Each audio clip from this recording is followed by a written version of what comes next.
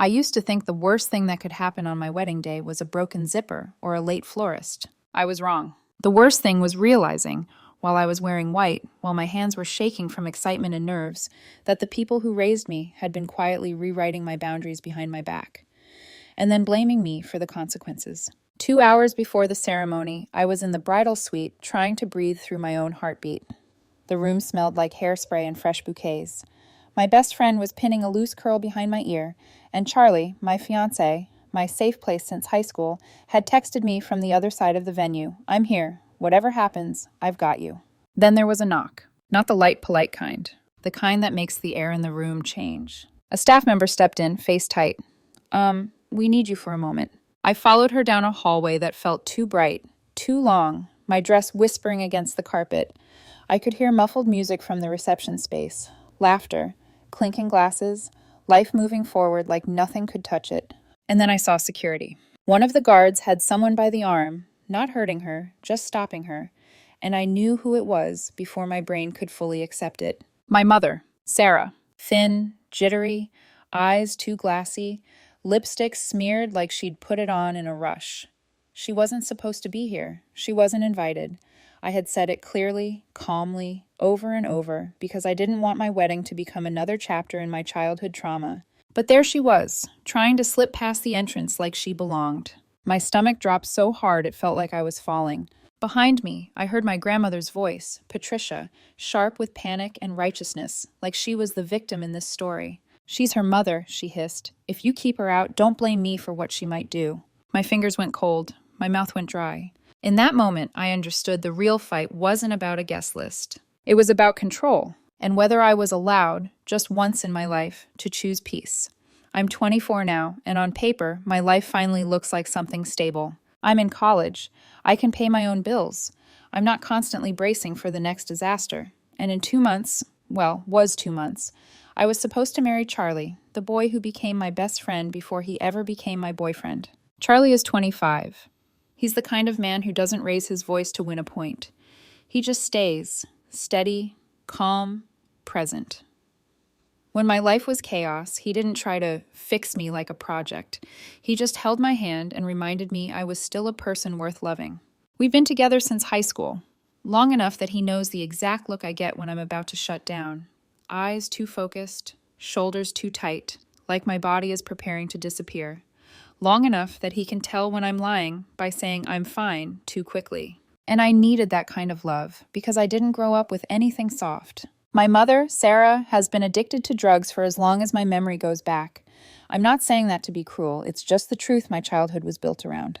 Most kids remember their mom's perfume, her voice calling them in for dinner, her hands fixing their hair. I remember waiting by windows. I remember watching the street like it was a stage where she might appear, and feeling my heart sprint when a car slowed down, only to crash when it wasn't her. When she did show up, she wasn't really there.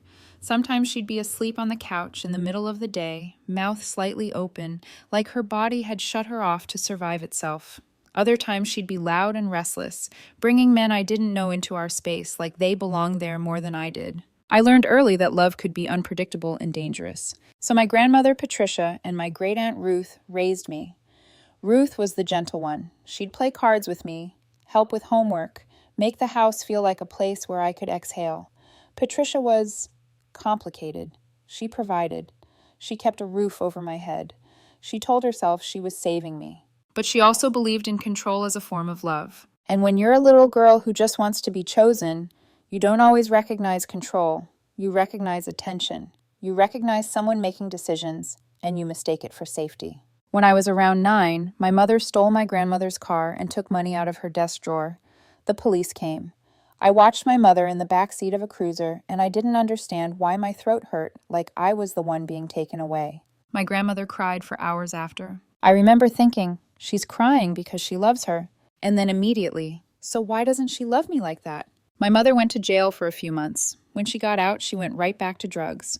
Not long after, she ended up in prison for 3 years on drug charges. During those years, she wrote letters, promises, apologies, long paragraphs about getting clean, about wanting to be my mom again.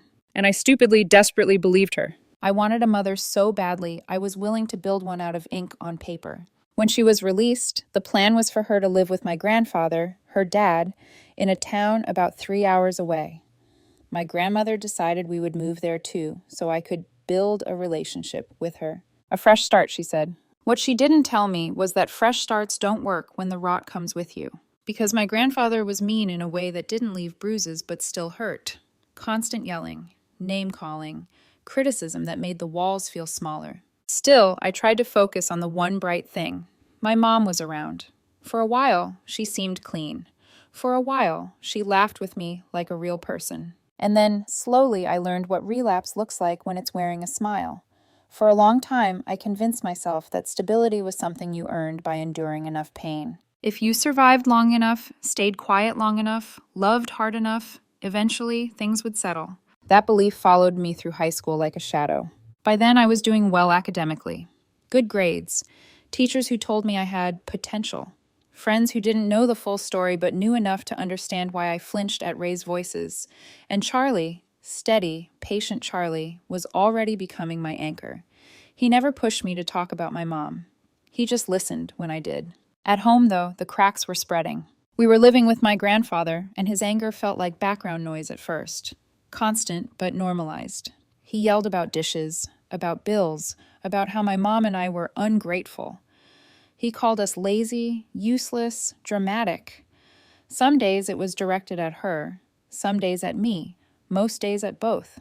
My mom started disappearing. At first, it was just for an afternoon, then overnight, then entire weekends. She always had an excuse, a friend, a meeting, a rough day. I wanted to believe her. I needed to believe her, because admitting the truth meant admitting I'd been fooled again, and that hurt more than denial ever could. The first real seed of fear planted itself the night the phone rang after midnight. A hospital. A car accident. The car was totaled, completely destroyed. They said it was a miracle she survived. When we got there, my mom was shaken but strangely calm. Too calm. Her pupils were wrong. Her hands wouldn't stop trembling. And that's when the truth came out. She hadn't been clean. Not for months. Not for a year. For 2 years, she'd been using again, hiding it from all of us, lying with the same practiced ease she'd always had. I remember standing in that hospital hallway, the fluorescent lights buzzing overhead, and feeling something inside me shut off, like a breaker flipping. 2 years. 2 years of believing I finally had a mother. 2 years of building my hope on something that wasn't real. I didn't scream. I didn't cry. I just emptied. I couldn't stay there anymore. The house, the town, the lie. So I called my great-aunt Ruth and asked if I could come back to our old town to live with her. I left behind my school, my friends, and, temporarily, Charlie. I told him I needed space, not because I didn't love him, but because I didn't know how to be loved without destroying myself. That move didn't fix everything. My grandmother and grandfather eventually moved in too, and the verbal abuse started again. I couldn't survive that environment. Not anymore. So at 17, I moved out. No plan, no money, no safety net. I was couch surfing, working whatever jobs I could get. I earned my GED instead of finishing high school because survival came first. College was a distant dream. Charlie and I found our way back to each other during that time. He helped me in quiet ways, rides to work, grocery bags left at my door, listening without judgment when I finally broke down. It took a year before I had stability again. Meanwhile, my mom stayed exactly the same, using, lying, drifting. I kept her at a distance because I couldn't keep bleeding for someone who never stopped cutting me open. And then, just when I thought I'd earned some peace, she took me to court. She fought to regain custody from my grandmother and great-aunt. And she won, which meant the child support that had been helping me survive now went to her. I lost my health insurance, lost access to therapy, lost yet another layer of protection I hadn't realized I was standing on. That was the moment I learned something important. Some people don't just hurt you once. They keep coming back to see if you'll let them hurt you again. By the time I was 24, I had learned how to build a life with careful distance. Not walls, distance. Walls make you brittle. Distance lets you breathe. I kept my mother at arm's length. I was polite when we ran into each other in public. Civil, brief. I didn't ask questions, and I didn't offer updates about my life. I didn't tell her about college stress, or wedding plans, or how proud I was that I could finally support myself. I didn't trust her with joy. Charlie and I had been engaged for a few months when the issue finally surfaced, sharp and unavoidable. My grandmother, Patricia, offered to host a bridal shower. At first, I said yes out of reflex. Gratitude. Habit. The same muscle memory that had kept me compliant my whole childhood. But that night, lying next to Charlie in bed, staring at the ceiling, my chest started to feel tight. I pictured my mother showing up high, slurring, crying, pulling focus, turning my celebration into another emergency where I had to manage her feelings instead of living my own moment. I turned to Charlie and whispered, "I don't want her there." He didn't hesitate. "Then she shouldn't be there. No debate, no guilt, no, but she's your mom. Just support." The next morning, I told my grandmother. I was calm, measured. I explained that I didn't want my mom at the bridal shower or the wedding, that she was still using drugs, that I didn't want to risk a scene or feel unsafe on my own wedding day. My grandmother's face changed in real time. Her mouth tightened, her eyes filled with tears, not the soft kind, but the performative kind, the kind that demands an audience. She told me that 5 years earlier, she'd had a premonition, that my mother would die young. The words hit me like ice water. I felt my hands start to shake, my heartbeat pounding in my ears. There it was again. That familiar weight of responsibility sliding onto my shoulders, heavy and unfair. I told her no. I told her calmly, clearly, that I wasn't responsible for my mother's choices, that I wasn't inviting her. My grandmother cried harder. She said I was cruel, that I was heartless, that I would never be able to live with myself if something happened. I repeated myself. Then I found out she'd invited my mother anyway, behind my back. When I confronted her, my voice broke. I told her she had violated my trust. She said she was just trying to help, and that family doesn't exclude family. I told her she needed to call my mother and uninvite her. She agreed. I believed her. That was my mistake. A few days later, I answered my grandmother's phone by accident when my great-aunt Ruth called from work. When the call ended, the screen didn't lock. Facebook Messenger was open. My name was everywhere. I read a long message my grandmother had sent to an old family friend, detailing the entire situation, painting herself as the grieving grandmother, painting me as the cold, anxious granddaughter who didn't understand forgiveness. She even admitted she wanted me to see the posts she'd been sharing online, quotes about how you only get one mother, how children owe their parents unconditional love. My stomach dropped. This wasn't about concern. This was a campaign. I confronted her immediately, told her I'd read the messages, told her I'd blocked her on social media, told her she was damaging our relationship in ways that couldn't be undone. She cried again, promised again, swore she would stop. Later that day, my great-aunt Ruth came home from work. She asked if I wanted to go to the gym. Then she said, "We need to talk first." That's when she told me. She and my grandmother had decided to cancel my bridal shower because they felt I was stabbing my mother in the back. Because they didn't want to be part of something so cruel. I felt like the floor disappeared. Ruth raised her voice when I didn't respond fast enough, called me selfish, accused me of not considering her feelings, said she couldn't deal with me anymore. I stood there, shaking, while two women who had raised me turned me into the villain for protecting myself. I called Charlie. I packed a bag. I booked a hotel room online. I left the house with no job, no apartment, and no idea what came next, just the certainty that staying would destroy me. And for the first time, I stopped trying to make everyone comfortable. The hotel room smelled like bleach and stale air, the kind of clean that feels temporary and lonely. I sat on the edge of the bed, my bag still zipped, my shoes still on, staring at the patterned carpet like it might tell me what to do next. The silence pressed in on me harder than the shouting ever had. For the first time in years, I had nowhere to go. No apartment, no job. I'd quit to move back in with my grandmother and great-aunt so I could save money before the wedding. No safety net. Just a key card and a knot in my chest that wouldn't loosen. I called Charlie again. He didn't try to fix anything. He just listened while I cried in that ugly, hiccuping way I hate. He reminded me that I wasn't wrong, that boundaries aren't punishments, that protecting myself wasn't cruelty. Still, once the call ended, the doubt crept in. What if I am selfish? What if my mother really does hurt herself? What if everyone's right and I'm just broken? Those thoughts were old, familiar. They sounded like my grandmother's voice, and my own anxiety tangled together so tightly I couldn't tell them apart. I barely slept that night. Every time I drifted off, my mind snapped awake with another worst-case scenario. By 3 a.m., my phone buzzed. A text from my great-aunt Ruth. "Can I call you?" I stared at the screen for a long time before replying yes. When she called, I could hear it immediately. She'd been crying. She apologized. Over and over.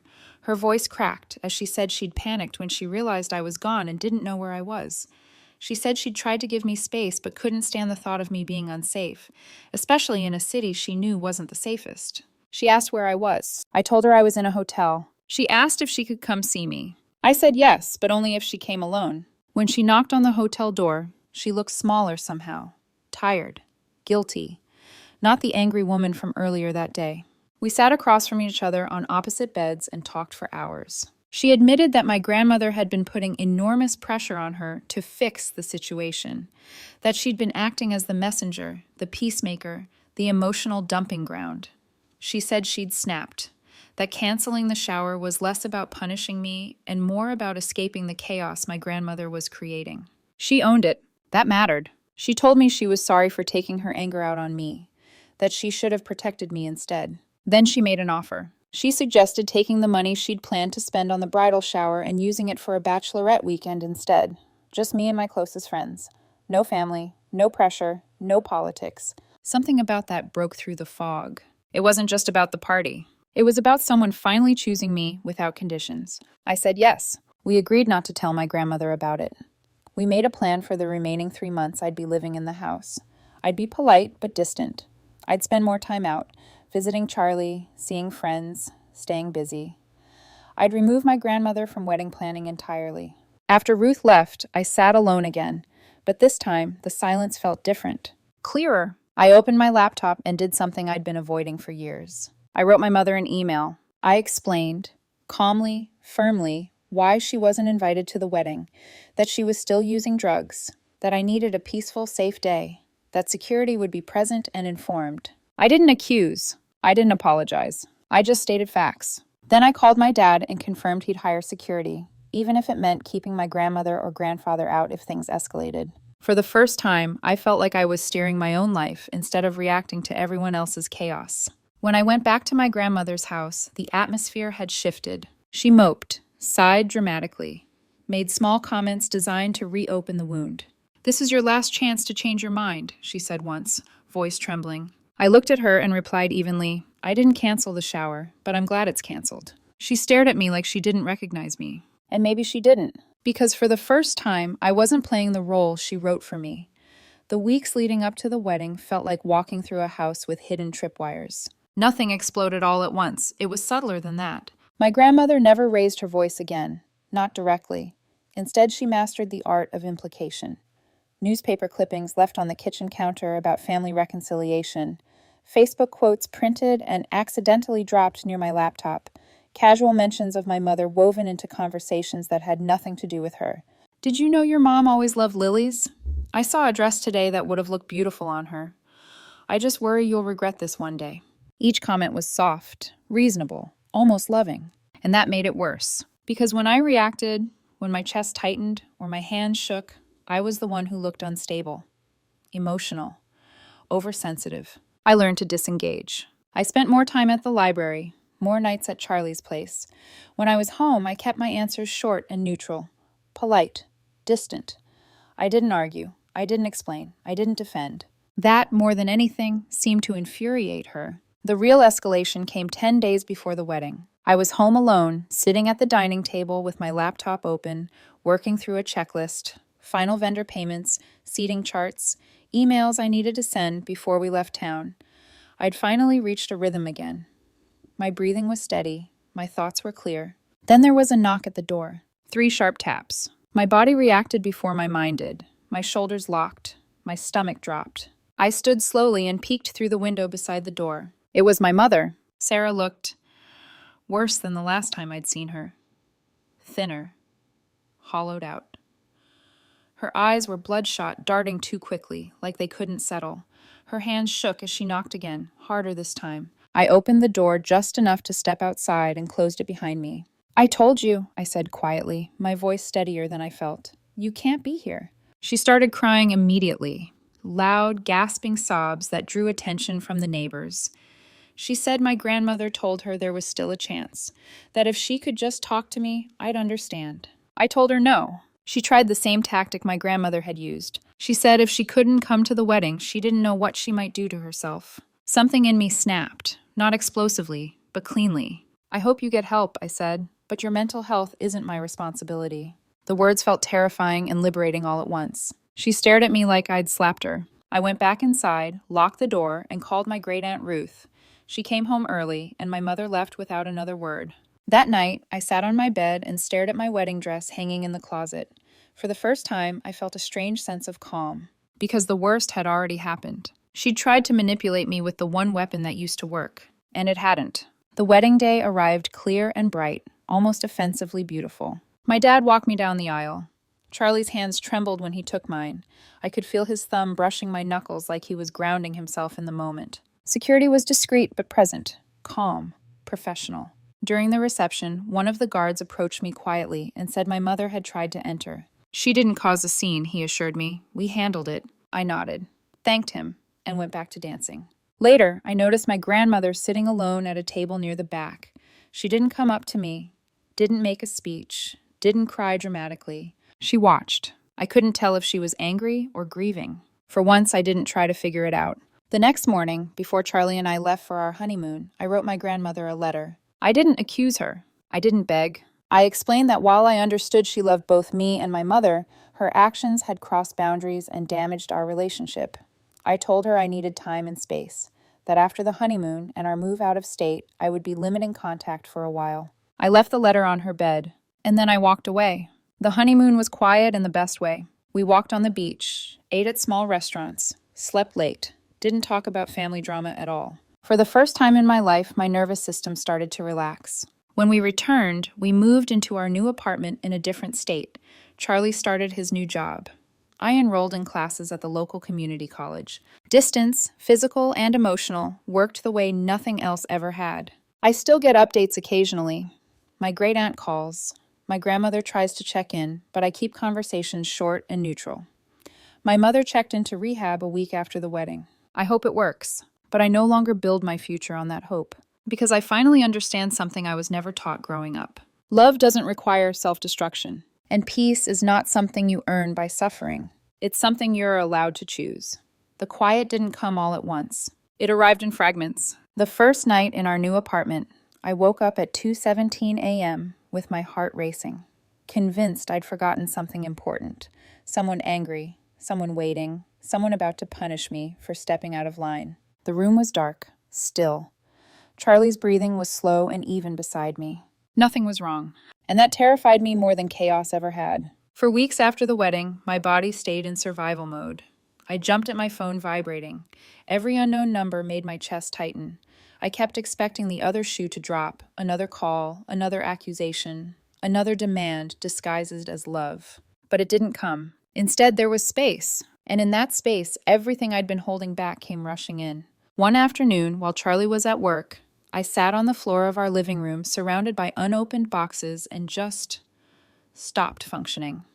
My hands went numb, my breathing went shallow, tears slid down my face without any dramatic trigger. I wasn't sad about one thing. I was grieving everything. The mother I never had, the childhood I spent waiting, the version of my grandmother I wanted to believe in, the years I thought if I behaved better, loved harder, stayed smaller, things would finally be okay. I realized something then that felt ugly and freeing at the same time. I had built my identity around being manageable. The good kid, the understanding granddaughter, the reasonable daughter, the one who absorbed damage quietly so no one else had to feel uncomfortable. And now that I wasn't doing that anymore, I didn't know who I was supposed to be. That night, Charlie came home and found me sitting on the couch, staring at nothing. He didn't ask what was wrong. He just sat down and pulled me into his chest. I feel like I'm floating, I admitted into his shirt. Like if I stop paying attention, something bad will happen.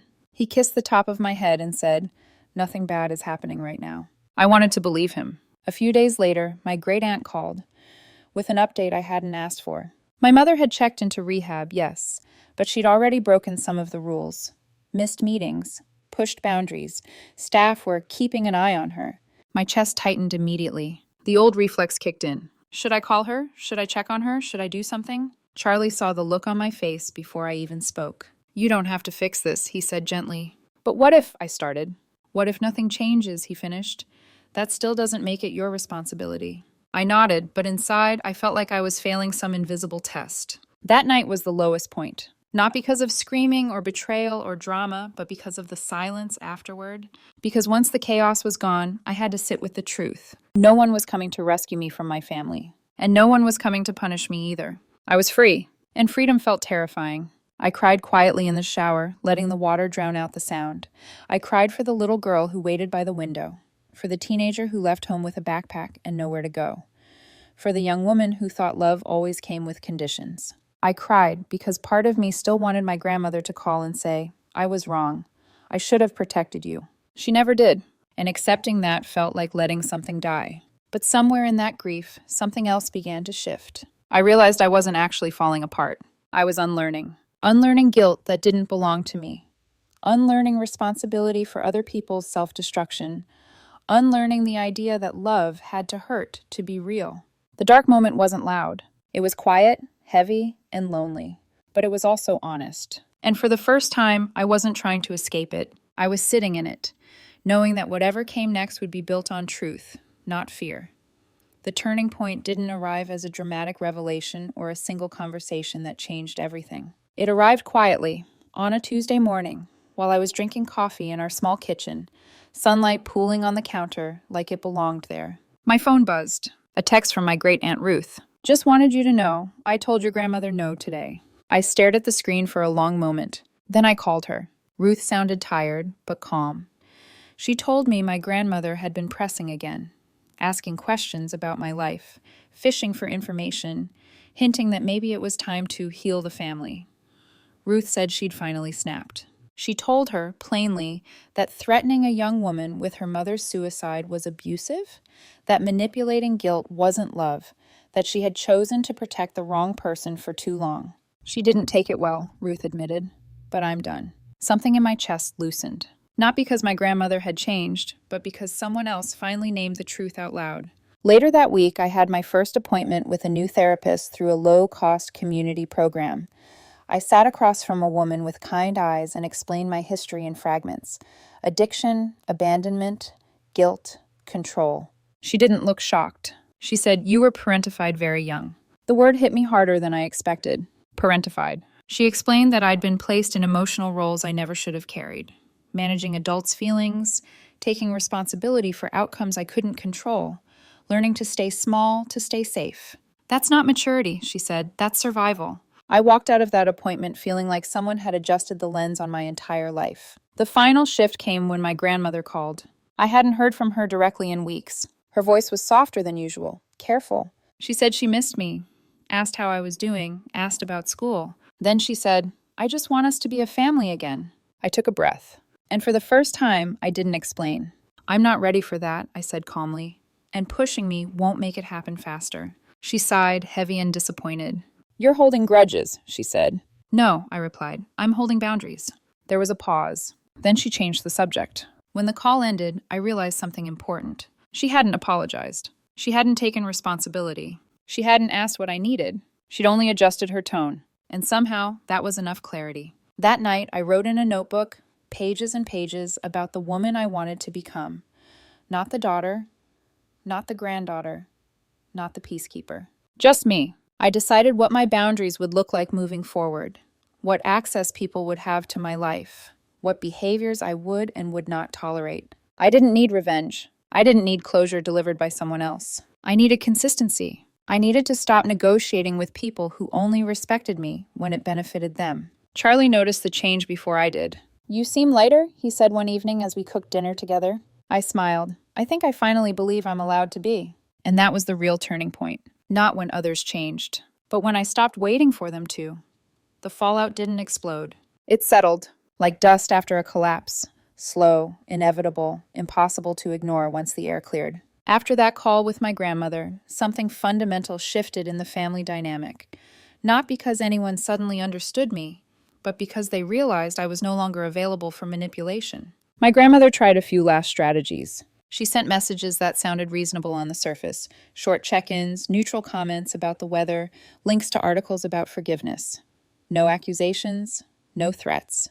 Just enough to test whether I'd re-engage. I responded politely, briefly, without emotion. That, more than any argument, ended the game. Because control requires reaction. Without it, there was nothing left for her to hold. My great aunt Ruth became firmer too. She stopped acting as a messenger.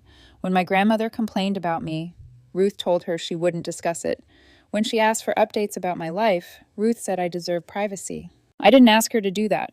She chose it. And that choice sent a ripple through the family. Other relatives, ones who had quietly stayed on the sidelines, began to follow suit. They stopped pressuring me to make peace, stopped hinting that I was overreacting, stopped calling me dramatic. Not because they suddenly agreed with me, but because it became clear that siding against me came with consequences. Access was no longer automatic. As for my mother, the fallout was quieter but heavier. She left rehab early. I found out through Ruth, who found out through someone else. Apparently, she said the program was too controlling and that she could handle things on her own. That information used to send me spiraling. This time it didn't. I felt sad. I felt angry. I felt a distant ache for the version of her that never existed. But I didn't feel responsible. No one blamed me, not openly at least. And if they did privately, I never heard it. My grandmother stopped bringing her up entirely. It was as if mentioning my mother had finally lost its power. I understood then that what I'd feared most, that the family would turn on me forever, hadn't actually happened. Some people quietly stepped back. Some relationships thinned. But the world didn't end. And the people who mattered stayed. Charlie and I settled into a rhythm that felt earned. Dinner together most nights, shared calendars, inside jokes that belonged only to us. He took fewer overtime shifts. I started classes with a focus I'd never had before. I wasn't just surviving anymore, I was building. One afternoon, while organizing paperwork for school, I found the letter I'd written my grandmother before the wedding, a copy I'd saved without thinking. I read it again, noticing how careful I'd been, how generous, how restrained. I didn't regret it. But I also didn't feel the urge to explain myself again. That chapter was closed. The fallout wasn't punishment. It was alignment. People revealed who they were when I stopped bending. And for the first time, I let the consequences land where they belonged. Not on me. I used to believe peace was something fragile, something you had to protect by staying quiet, by smoothing things over, by swallowing hurt before it could make anyone else uncomfortable. I know better now. Peace isn't fragile. It's selective. It exists where honesty is allowed to breathe and disappears the moment guilt is mistaken for love. Today, I'm sitting at the small desk in our apartment, sunlight warming the floor, my textbooks stacked neatly to one side. Charlie is in the next room on a work call, his voice calm and steady, a sound that no longer makes my body brace for impact. My life is quiet. Not empty, quiet. I don't wake up wondering who I've disappointed. I don't scan every conversation for hidden threats. I don't rehearse explanations for boundaries I'm allowed to have. My relationship with my grandmother is distant and polite. Maybe one day it will heal. Maybe it won't. Either way, I no longer carry the burden of fixing it alone. My mother is somewhere out there, making the same choices she's always made. I hope she gets help. I hope she finds peace. But I no longer trade my own well-being for that hope. And that is the hardest lesson I've ever learned. Love doesn't mean unlimited access. Family doesn't mean self-erasure. And boundaries aren't cruelty, they're clarity. If you're listening to this and you feel torn between protecting yourself and protecting someone else's feelings, I want you to hear this. You are not responsible for the consequences of someone else's refusal to change. You are allowed to choose joy, even if it makes others uncomfortable. You are allowed to build a life that doesn't revolve around managing chaos. Sometimes healing doesn't look like reconciliation. Sometimes it looks like distance, consistency, and finally standing still without fear. And sometimes the bravest thing you can do is let go, without anger, without revenge, just with the quiet confidence that your life is no longer up for negotiation. That's where my story ends, and where my real life finally began.